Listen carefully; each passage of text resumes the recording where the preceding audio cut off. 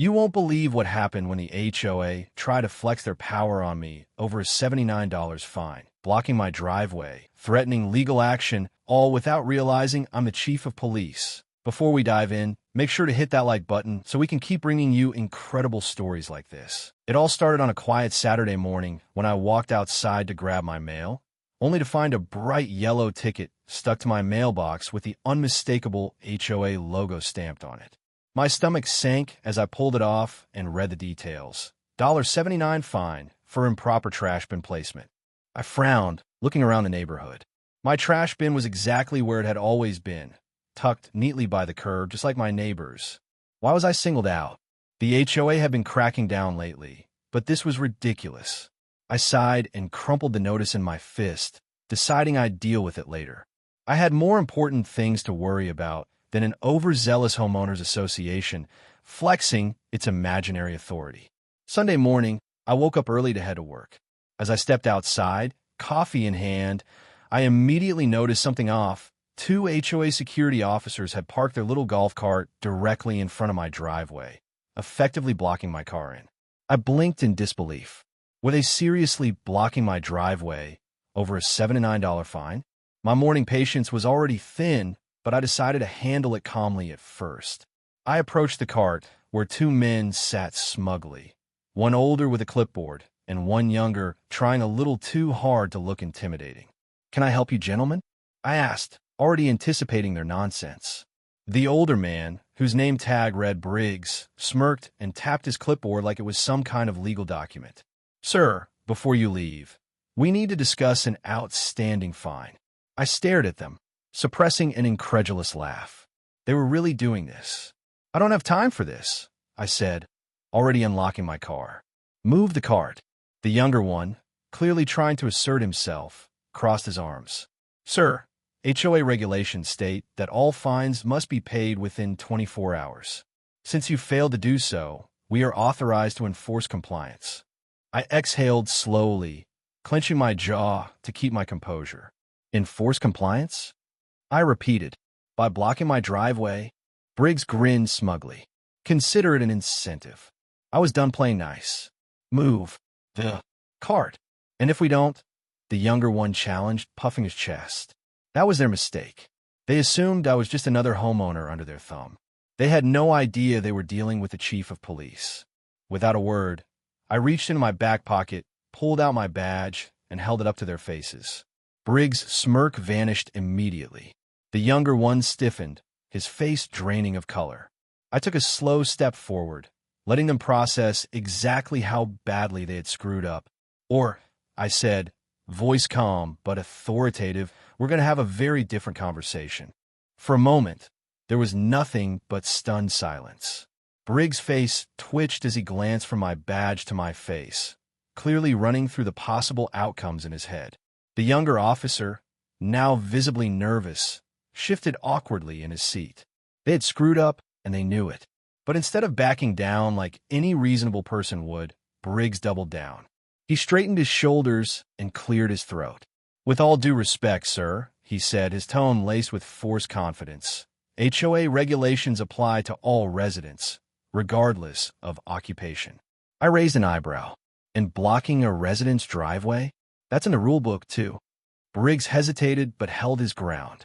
Failure to comply with HOA mandates can result in enforcement actions. I let out a short, humorless laugh. "Enforcement actions?" I repeated. "Are you serious?" The younger officer swallowed hard. "Sir, we're just following protocol," he muttered, as if that excuse would get them out of this mess. I took another step forward, locking eyes with Briggs. "Let me explain something to you," I said, my voice lowering slightly, making it clear I was done playing games. "You're currently obstructing my vehicle, which under state law could be considered unlawful detainment. That's a real offense, not some made-up HOA nonsense." Briggs stiffened, but I wasn't done. "Right now, you have exactly two choices. Move this golf cart and walk away, or I call for a patrol unit, and we handle this the official way. Your call." The younger officer looked at Briggs, silently pleading for him to drop it. But Briggs was on a power trip. He had spent too long being the big fish in a small pond. He scoffed, clearly thinking he still had the upper hand. "I don't think you'd actually arrest a community officer over an HOA issue," he said, smirking again. I stared at him for a long moment, then pulled my radio from my belt and pressed the button. "This is Chief Daniels, requesting a unit ad." "Wait," the younger officer blurted out, panic in his voice. He nudged Briggs. "Come on, man, let's go." Briggs clenched his jaw, his confidence cracking, but he finally muttered, "Fine." He turned to me, his expression a mixture of frustration and embarrassment. "This isn't over." I smirked. "Oh, I think it is." They backed the golf cart away, but I knew this wouldn't be the last of their nonsense. HOA boards like this don't take losing well, and I had just bruised their ego in the worst way possible. And sure enough, by the time I got home that evening, there was a final notice taped to my door. In big, bold letters, it read, "Fine increased to $250. Failure TO, pay will result in HOA disciplinary action." I exhaled sharply. They really want to play this game? Fine. They had no idea who they were messing with.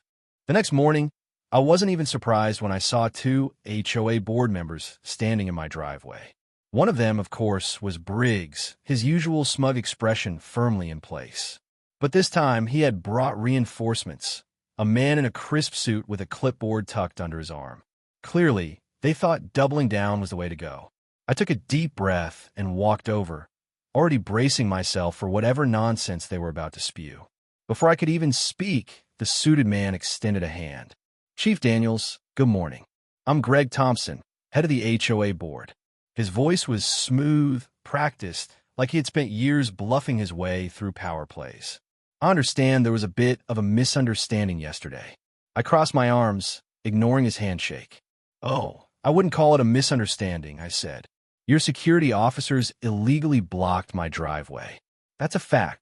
Thompson gave a small, condescending chuckle. "We have protocols in place for homeowners who refuse to comply with community regulations. Unfortunately, your refusal to pay has escalated the situation. At this point, we are within our rights to pursue legal action." I had to bite back a laugh. Legal action? Over a garbage bin fine? These guys really thought they were untouchable. I pulled out my phone, casually tapping the screen. "Legal action, huh?" I said slowly. "That's funny because I actually looked up your HOA's bylaws last night." Briggs shifted uncomfortably. Thompson's smirk didn't waver, but I could see the first flickers of doubt behind his eyes. I turned my phone around, showing them the highlighted sections. "Turns out, your little enforcement measures? Completely out of line. You can't block a resident's access to their home, and you sure as hell can't detain them. That's illegal." Briggs' jaw tightened. Thompson's smile dimmed just slightly. "I'm not sure where you got that information, but I assure you." "Oh, I didn't just pull this from some random site. I cut in. I have the state's homeowner protection laws pulled up, too. And guess what? The little fine increase you slapped on my door? That's a violation, too." Briggs cleared his throat, suddenly avoiding eye contact. But Thompson, still riding the last wave of his ego, chuckled again. "Look, Chief Daniels, you might feel targeted, but we've been running this community for years. We know the rules." I smiled. "Yeah? Well, so do I." Then I reached into my pocket and pulled out a folder. "See, I had some time last night, so I made a few calls. You're about to have a very bad day." Thompson frowned. "What's this?" "Oh, just a little legal complaint I filed this morning," I said. "See, when you overstep your authority, you didn't just break HOA rules. You broke actual laws. Harassment, unlawful detainment, abuse of power. And since I'm, the chief of police, I had no problem getting some paperwork expedited." Thompson's face finally lost its color. "Now hold on." "No, you hold on," I said.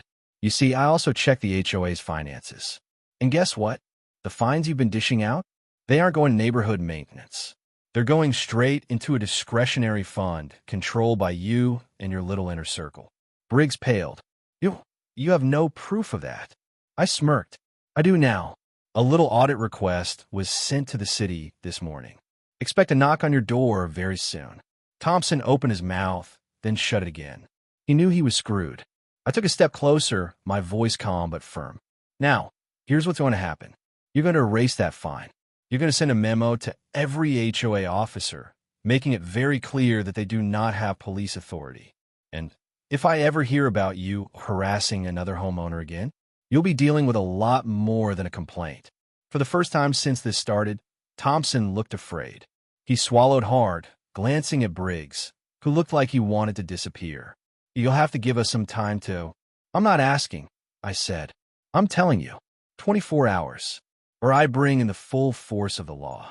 They both knew they had no choice. The game was over. By the end of the day, I received an email, fine removed. HOA disciplinary measures updated. And just like that, the HOA's reign of terror crumbled.